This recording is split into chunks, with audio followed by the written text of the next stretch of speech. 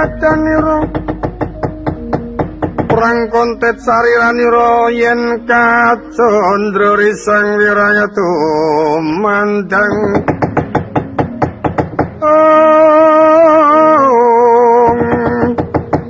setyaniku garwanira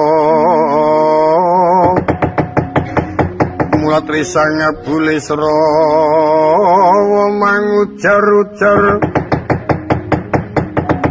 tumandang si caki mondro atmojo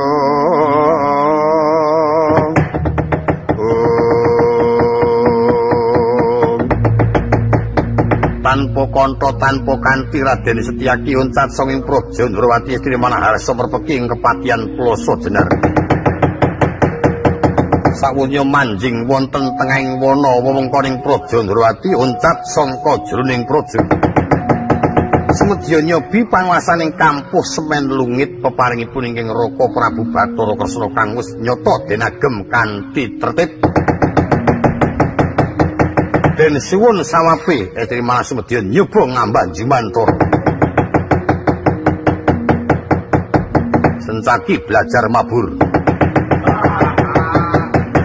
nampak ing bumi gayung akasa miling-miling kadya jangkung mider-mider kok kinjeng kang tanpa setya wonten ing Jimantara prisa kawening jagat ngungun salbeting penggalih Raden Sencaki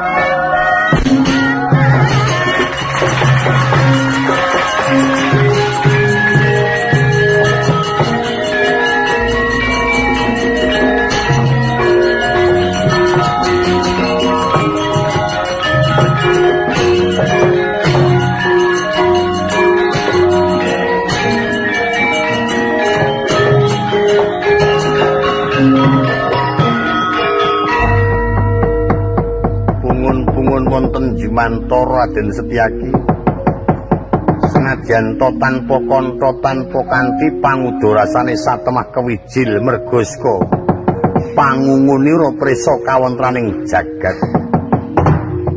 wah pancen mabur iki seneng temenan delok ing ngisor sesawangan kok apik-apik gunung-gunung ketok pating jenggelek jroning kutha ketok pating kelap putih-putih.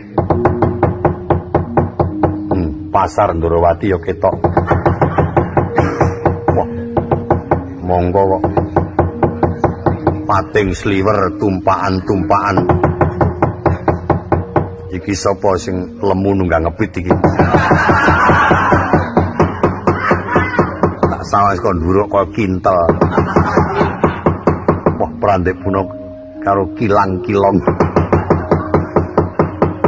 kaya ampu-ampu omon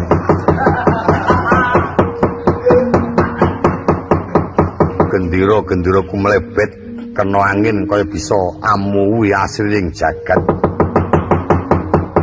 iki gendera Ndrawati ketok sing gambare senjata cakra gendera Ngamarta ya ketok kae sing gambar pusaka Jamus Klimasada sing gambar godho kae genah genderane Kang Mas Werkudara sing gambar ingin kembar kae genderane Kang Mas Nekulasdewa wah ampuh dhewe genderane Kang Mas Janaka gambar widodari kang nyangking bokor kencana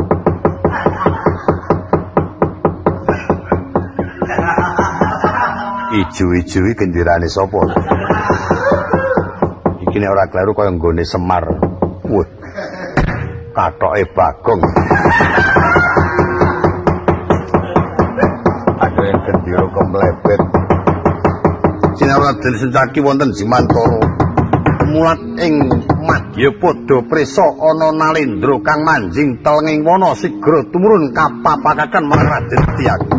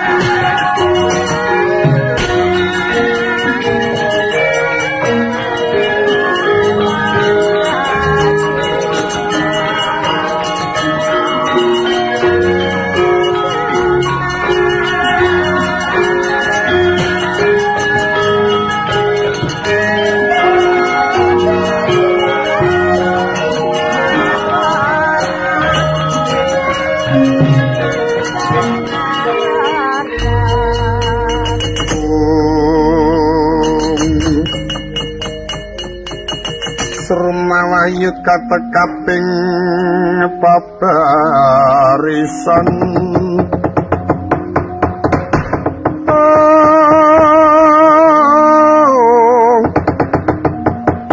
Prawoso katon sang pinarwoso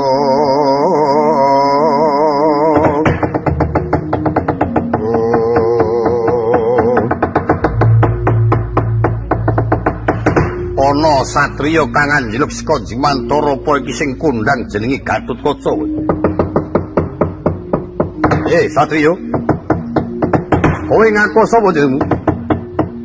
Yen kowe takon karo aku genti, aku takon kowe ratu saka ngendi sapa aranmu? Aku nyekel panguwasa ana kraton Ngejong Diraja nanging iki Sentana Batu Kencana. Aku Dewa Pratala. Jenengmu sapa? Arep mlaku menyang endi? Jenengmu sapa? Arep mlaku nandi? Aku didhawuhi Koko Prabu supaya tunggu ana kene. Mbok menawa ana salah sawijining para satriya lan para raja tulukan ing Ndarawati kang bakal lumawat ing kukuban negara Sina supaya tak cegat ana kene. Ana karep apa kok nyegat wong Ndarawati?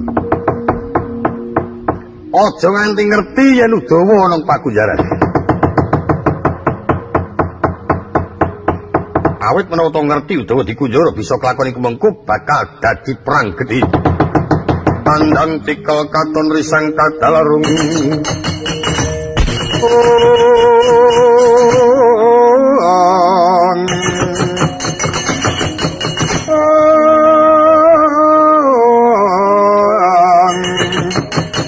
Tumapaing yutumang sang ronang rono.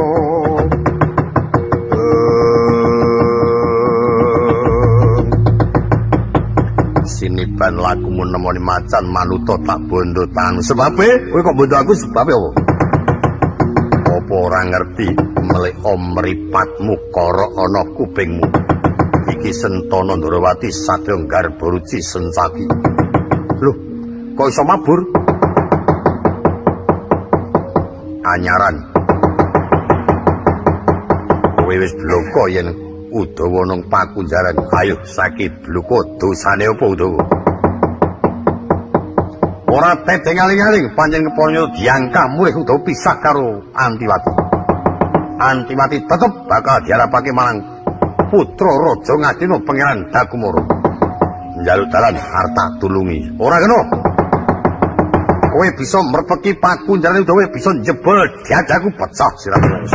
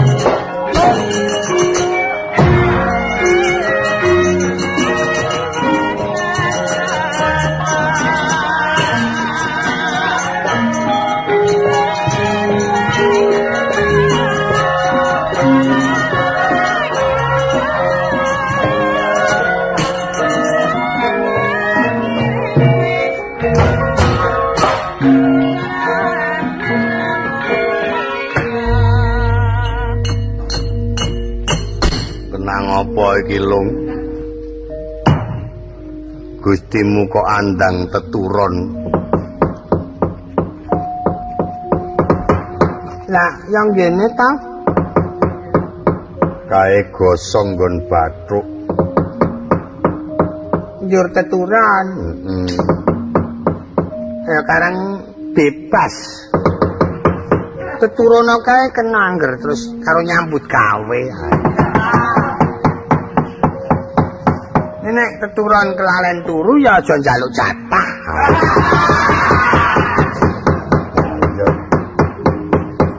Iku teturon kelalen turu ana krusuk-krusuk gregah tangi. Njaluk kuwi jenenge ora tanggung jawab. Iya. Ya kabeh mau kudune ya rasa pangrasa ngono. Awake dhewe gandeng melek ya kuwi turu digugah ngono nek. Kuwi sing melek awake dhewe turu ya kon gugah kuwi jenenge tembayatan. Ayo. Aja wedi-wedi kan ya. Kudune digawe sing pro. Engko men ngaso dhisik men engko njur tangi. Mati aku togok. Nun. Tak kandhani, Gop. Nggih. Aku iki mau kerengan, Gop. Pancakara kalian sinten? Pengakune Sencaki ning bisa ngambah Jimantara. Lho. Lung, Sencaki kok dengaren temen iso mabur. Ya ora maido wong adine Kresna. Monggo dasare Kresna ki ya piyayi lincah. Mbok menawa nek dibelajari Kresna barang. Nek ya ketok ki ora patek wangu nek Sencaki kok mabur. Lah wong karene zaman kemajuan kok ya. Delok-delok sing dadi pengarepe nek pengarepe iki ndek kepinteran ki yo diwratake ngono ya iso kelakon di seragam mabur kabeh. Dadi suwe-suwe iki nang seragam yo apik. Ha iya. Mbok sandangane seragam yo apik. Tutukan nek seragam yo apik. Ya iya. Suwarae nek seragam yo apik. Nyatane sing bliru yo elek kok.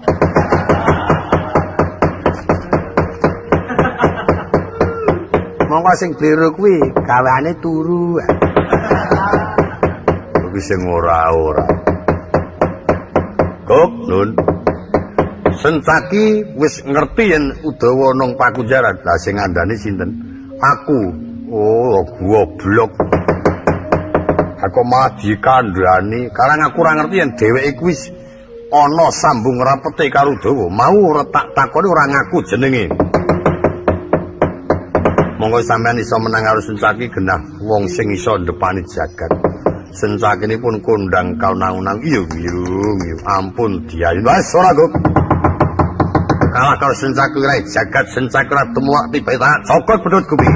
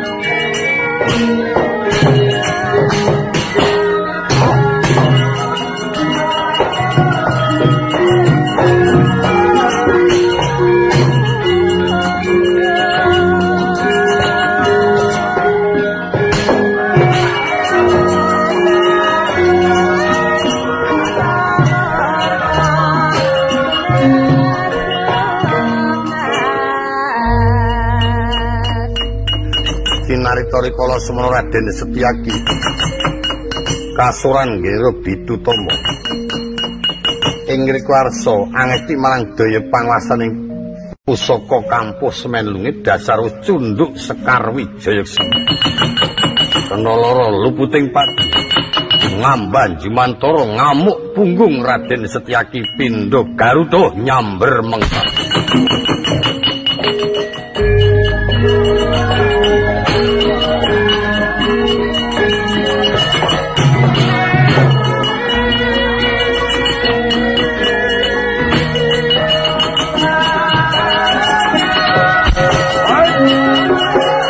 Ayo mundur.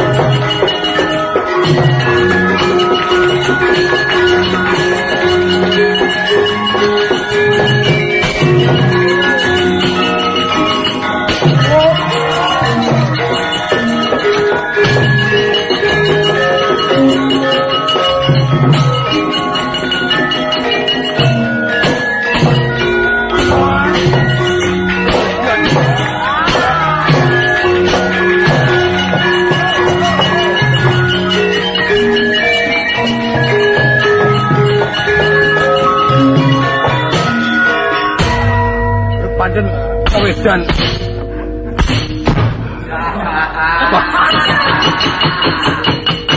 Aku mau ngejakan teman-teman. Teman-teman wong kudu marahi kok. Nek marahi ngono ora apa wong tuwa diwarahi. Wong tuwa ku wis direwangi kuthuk-kuthuke. Diwarahi. Njrenginge siyunge. Nganti kok disiyung. Santonjo tenan iki mau. Sencaki pancen randa. Wah, esuk sedelengkas kae juara kae. Ampoe. Padha karo Gatotkaca tandang nyambriya cicak trincing trengginas. Nyangking mungsuh ya cak-cek angger jedul saut. Padha karo nek esuk angger lung saut. Yuk dilungu-lungi kok kurang 500. Ana-ana sing domongke kok yo nek esuk ora. Gok, nun, aku musuh Sencaki Ngrekasa, Gok. Amboten Ngrekasa niku ajeng napa sampean kok tanding Sencaki. Urung rawung bakal tumeka ana kraton dina. Nggih, nlusuk grubul daturke Koko Prabu. Monggo.